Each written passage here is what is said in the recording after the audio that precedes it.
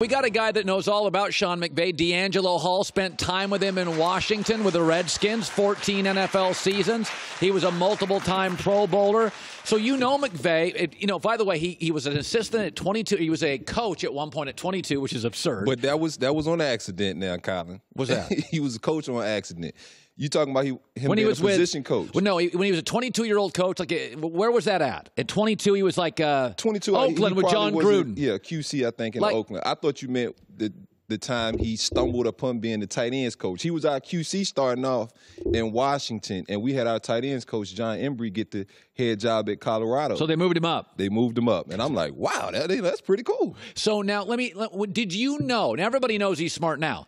But when you were there, you're doing your own thing. You're a defensive guy. You're a Pro Bowl player. It's not like you're spending a lot of time. But was there talk that who's boy wonder over here? Yeah. I mean, and there was a couple of guys like that on that staff. It was Sean McVay was on that staff. Matt LaFleur was on that staff. Mike McDaniel, who you're starting to hear a little bit about, who's Shanahan's run game coordinator, he was on that staff. Aubrey Pleasant, the DB coach for the Rams, was on that staff.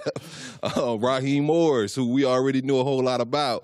And so it was a slew of really, really, really good coaches that you knew they were good coaches because most young coaches are intimidated by everyone else around them. So if you're an offensive coach, you really don't say anything to the defensive guys, especially the corners or the DBs, because they can be a little bit, they could go off at any given moment, DBs. And so, most offensive guys, coaches, don't really say anything to the DBs. They kind of stay in their position groups, but these guys would mingle amongst everyone on the roster. You catch Sean over here picking my brain about coverage. Hey, so what were you guys in on that particular coverage? Now, why did you come off? Trying to understand why we did this, or why did I see this play this way instead of the way he was a curious information seeker. Yeah, and I'm telling and I'm doing the same thing. I'm like, Sean, so why did he throw this ball? Well, when your back was turned, even though you didn't mean to turn your back, because he saw your back turn, he thought that was open. So, we would always all of us meeting of the minds, it kind of felt like. And so, yeah, as a young coach, you knew all those guys were just cut different, because I had been around most coaches who didn't act like these guys when they were 29, 30 years old. Yeah. By the way, I said earlier, anger and resentment comes from one place: expectations. So if you have realistic expectations in life, you don't get mad. Okay? If Dak Prescott is Alex Smith, you were actually, about 2 months ago, you came on this show and you said, I like Dak.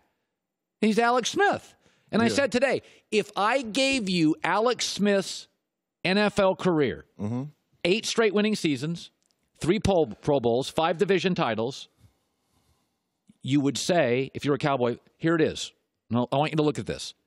8 straight winning seasons, 3 Pro Bowls, 3 division titles, 5 playoff appearances. If I told Cowboy fans today, that's going to be Dak in a decade, wouldn't they take that? Yeah, I would hope so. So my point is, as long as you realize that you'll be disappointed in the NFC Championship, you'll be disappointed at some point because he won't vertically carry you to big wins. Yeah, but, I don't know if you'll necessarily be disappointed, because Alex Smith, Dak Prescott, they won't command the $33 million or the $30 to $35 million that seems to hamper a lot of these rosters from a personnel standpoint. When you commit so much money to the quarterback position, it makes it very hard to put really, really, really good players around him. You can put some good players. You can hit on some draft picks. You might even can get some guys who play way above their expectations. But you're not going to keep your own free agents. Khalil Mack, to get a Aaron Donald, to get a Von Miller, to get these impactful defensive players or even other players around guys offensively, it's hard. Just think if you're paying a quarterback $33 million, then you go out and get a number 1 receiver, you're paying $15 million too. That's a lot of money for 2 positions. And then you got to somehow get a left tackle to be really good. Then you have to, put other guys on that offensive line, and then not even talking about defensively what you have to do. Either one side of the ball is going to be really young and you're going to invest draft picks on them, or you're just going to have a really good quarterback, kind of like Green Bay's trying to do it, a really good quarterback, a great quarterback, and good players around him, not great players around him. And I think Dallas will have a chance because they'll be able to get Dak for a bargain, and they'll be able to put really great players around him. And so he doesn't need to be great. I think he'll still be a really good player. And like you said, you saw those numbers. Alex Smith's a really good player. Alex won a lot of games. He's won a lot of games. And so, I just think that's the formula. And you see teams who are trying to load up now while they have that rookie quarterback on those, minimum money contracts because they know at some point, I can't let him walk. I have to pay him. And so, you got to get it while you can. All right, I'm going to go through all 4 games. Give me your thoughts on each. Colts at the Chiefs. Your gut feeling is? I think the Chiefs win this game, but I think it's a lot closer than people think. I think the Colts defense is for real. They're so aggressive. They play fast. The one knock on them is they don't play as much man. They play a lot of zones. And it can be good, it can be bad. Patrick Mahomes is a guy, though, that can pick apart zones. We've seen him do it time and time again. And those little fast receivers and Tyreek Hill and some of those other guys, Kelsey, running down the seam, if you don't have bodies on those guys and you let them just run through zones, it's going to make for a long day. But I think Andrew Luck and knowing he gets the opportunity to go against this Kansas City defense, they haven't been great so far this season. But I think they'll get a little bit better playing in Arrowhead, knowing all the history of, postseason losses there. I think they'll be amped up. But, I ultimately think Kansas City offense is just going to be a little bit too much. Good call. Cowboys at the Rams, gut feeling. Rams. You really like confidently. I do. I just think that the Cowboys are a really good football team. They're young. If I was a head coach or if I was a GM, this would be the roster I wanted because it's so young. Look at this. Talented. DeAngelo, listen to this. They're the first playoff team without a starter over 30 in 31 years. So not only are they young. They don't have one starter over 30? Sean Lee no longer starting Sean Lee doesn't, 30. Okay. And he's not starting anymore. Wow. And they got his They're the youngest NFL good team in 3 decades. Wow. So when you say they're young, it's like, they're historically young. They're really young. They're still trying to learn and figure it out. And I ultimately think Dak Prescott can win football games and will win football games. But, right now he's still learning how to really be an elite quarterback. Right. And so I think their team and that offense will go as Zeke goes. Yeah. And the Rams probably aren't built to stop the run. When you have a converted safety playing Mike linebacker in what's the kid from? Jalen. Who are you talking about? The Rams or the Cowboys? I'm talking about the Rams. Jalen Smith or Van Der Esch? No, I'm talking about the Rams. The guy from Tampa. Oh, Mark Barron. Mark Barron, exactly. He's not built to take on ISO blocks, and Zeke's bigger than him. Most Mike linebackers are normally bigger than the running backs. And so the Rams aren't necessarily built to stop the run, but I think they'll drop more safeties in the boxes. They'll do certain things scheme-wise to prevent Zeke and that offense from running the ball and ultimately put all the pressure and the onus on Dak Prescott. And, I just think the Rams will be a little bit too much. A lot of their late season mishaps have been self-inflicted. They've been Jared Goff, instead of taking that check down that's wide open right here, teams knowing they want to go deep, is 2 guys on the post, and he's still throwing it. And those are things that I know Sean and that offense has been coaching them up to see, like, hey, look, you can't always take the big shot. I know it was open early in the season, but teams now are starting to play for it. They know that's what we want to do in our offense. Let's hit this check down. Let's give the ball to these guys who can make plays in space and let them make the plays. And so Jared Goff hadn't been doing that as much in the second half of the season, but I think, having this week off and watching film and just really seeing the mistakes he's made and, some self-inflicted mistakes that offense has made, I think the Rams will be all right, and I think they'll come out with this win. Stick around, come back. I'll have you look at the Chargers and the Patriots and the Eagles and the Saints. So you think the Colts will give the Chiefs a real game? You'll take Kansas City. Yeah. You'll take the Rams rested at home over the Cowboys. Let's go to Chargers Patriots. Who do you like and why? Take your time. I've been saying New England because they're consistently what they've been able to do for the last 12, 15 years has been unparalleled, and I don't want to I don't want to not put that into my consideration. Of course. Because you have to go with the constant. And I feel like Coach Belichick, Tom Brady, it's hard to pick against those guys.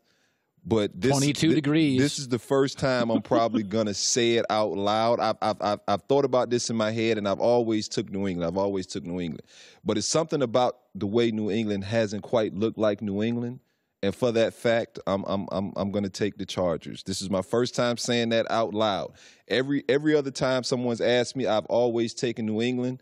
But the more and more I think about it, and I think about that Chargers team and the way they've been playing and the way they can put pressure on Tom Brady with just rushing their 4-down linemen. That's what they do. They don't blitz much. They don't need. I think they blitz less than any team in the National Football League. Gus Bradley doesn't blitz. He wants his pass rushers to rush and his cover guys to cover. Now, if Melvin Gordon can run the ball, I'm sorry, I said Melvin Gordon. If Sony Michel can run the ball for New England, that's something that will make them change a little bit what they do, the Chargers. But, I just think the Chargers roster is so talented. Oh, God. Offensively, it's not close. Going into, New England is a tough place to play. In a playoff-type atmosphere, Phillip Rivers has never won. I don't think he's ever beat Tom Brady, has he? 0-7. And so, that's a little bit of a monkey on his back. But, I'm going to go with old Phil, man. Phil was in my draft class. I'm going to ride with old Phil. He still looks good, by the way. Yeah, he does. By the way, I don't know what it is with the 7 or 8 kids, but I've never seen a guy with that much energy after a game. He always gets interviewed after the Chargers win games. He's talking 1,000. He makes me look like a slow talker. Phillip Rivers got so much energy. No, he has a lot of energy. He is just bursting through the seams. Okay, and finally, everybody loves the Saints this weekend, but the Saints give up yards. Philadelphia's got a lot of ballers. They do. If I had to put a percent on the Eagles, if they could go in New Orleans and win, I probably would say 10%. But all you need is 1%. You just need 1%. I've played in games where I felt like, man, if we played those guys 100 times, we'd win 99. But today, they won. How the heck is that possible? This is one of those games. When you think of this Saints offense, this Saints team, what they were able to do against the Eagles earlier in the year with Carson Wentz, it's almost like, are you kidding me? Because Nick Foles is nowhere near the kind of player Carson Wentz is. But it's something about that Nick Foles magic, man. In these playoffs and in the playoffs last year, he just catches fire. He's so confident. Those guys rally behind him. And that's what you need. You want guys to want to play for your coach, for your leaders, for your quarterback. And those guys in Philly, man, they play for Nick Foles. And so, I would like to bet my life and say the Saints will win this game. But you think it's close. But I give Philly a chance. I really do because, that front four, this secondary of the Eagles are a makeshift bunch who I don't think maybe one guy was starting in week 1, and that's Malcolm Jenkins, I think. He's the only secondary player that was starting in week 1 that's still starting now. And so to have all of those guys go down and replace them, and at times Philly's secondary did look bad. Yeah. But you know what bailed them out was that front. And I think that front understands, hey, look, we got some young guys back here. We're not at full strength on the back end. We're landing on the line. And you saw it first against the Rams. You saw that front get after Jared Goff. And if they can do the same thing to the Saints and that offense down there in that place, Eagles got a chance. But I'm saying the Saints are going to win, but the Eagles have a legitimate chance because they're playing outstanding football. You just want to get hot at the right time. And they got hot last year. The proof is in the pudding. You ever play on a team that got magic, that you didn't think you had the best team? Did you ever have a 6 or an 8 week run in the NFL? Yeah. Oh, yeah. You remember? I think you might even remember RG's rookie year. Yes. We were 3-6. 3-6 and finished 10-6. And had Seattle on the ropes in the first round of the playoffs. What happened? How? We just had them on the rope. We were up 14, I think 14-3 or 14-0, and then RG gets hurt. He gets hurt. He hurts his ACL. Well, you know what? We keep the game close until the fourth quarter. Fourth quarter is when he goes down, and they just continue to make play after play, and we just couldn't. Yeah. I mean, we didn't put any more points up after that 14, and it just made it. But you had a 7-week run with a rookie quarterback. Yeah, we had a 7-week run where we were like, man, it don't matter what we do. Like, we could not make a mistake. Yeah. No, it happens. Tebow had it. RG3 had it. Lamar Jackson had it. Sometimes when you bring something new into the league and the league hasn't seen it. Oh, yeah. It takes a while to figure it out. Especially running quarterbacks. They can't quite get the – by the way, Chargers beat Baltimore the second time they played him, and the Patriots crushed Tebow the second time they played him. Yeah. The running stuff, I don't think is sustainable over 10 years, but it goes on rolls. Great seeing you. Oh, thank you. Thank you. All right. Hi, everybody. Thanks for watching. Subscribe here to get the latest from the show. Also, be sure to check out more of the best clips from The Herd or go watch a few segments from other shows on FS1.